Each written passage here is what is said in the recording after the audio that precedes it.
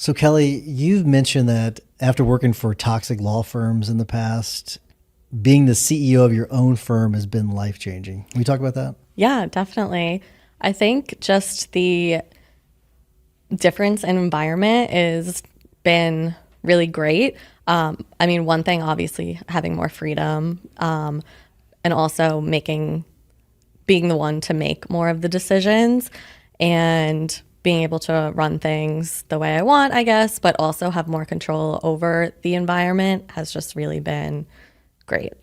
All right, I want to zero in on the toxic firms that you worked for. Not, obviously don't mention their names. Yeah, But yeah. what made them toxic? Because I think identifying that, labeling that will help other firms make better decisions when it comes to their firm. So what made them so toxic?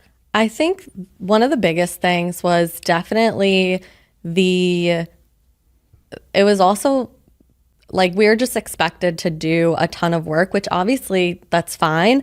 But I think it was very much like, oh, you couldn't be seen leaving before a certain, like don't walk out the door before 7 p.m., even if you have something going on, even if you got there super early, even if you were just there working on Memorial Day for them. It was very much that.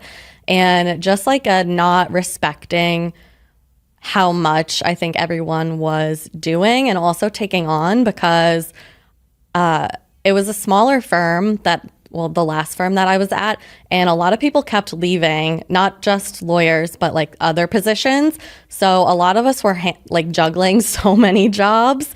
Sometimes I would go to court, not just to handle my normal court appearances, but I'd also have my car filled with things that I had to go like serve the papers, do all this filing and stuff as well.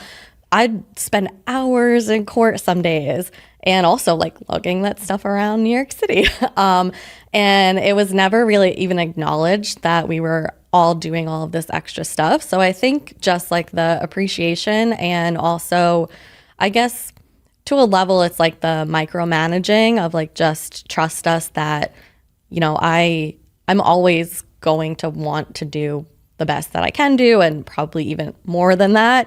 But just give me the space because I know, I'm fine to stay super late when I know I have to get things done. But not every single day of the year is like, oh, I need to be here for 12 hours.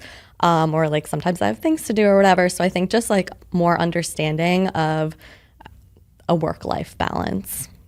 That reminds me of a job I used to have where it was as a lawyer, and it was really interesting because me and another guy, we started at the exact same time. We started as interns, and then we became attorneys with them. And we would get there like 6:30, 7. It was like the latest we would get there sometimes. We'd get there super early. We would work to like about 6:30, and then we would leave.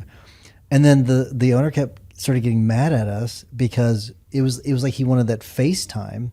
And so what we just started doing was, okay, fine. We'll come in at 8:30. We'll work till 7:30, and you're getting less hours from us. Mm-hmm. So it didn't matter about working hard or not. It was just a matter about that FaceTime. Yeah, exactly. And sometimes, one of the partners, like usually both of the partners left pretty early, before 5. So that's even worse. But sometimes they wouldn't. So then we'd all just be texting each other like, when are they going to leave? Like it's 7, it's 7:30. Like, because it's like you can't leave before them. Yeah. So, yeah. So they would kind of create this environment where you all were just like, I mean, I'm guessing at that point you probably weren't doing a whole lot of work. You're just waiting to leave. Definitely, for sure. We're like, we already finished our work. We're prepped for tomorrow. We're good to go, but just waiting.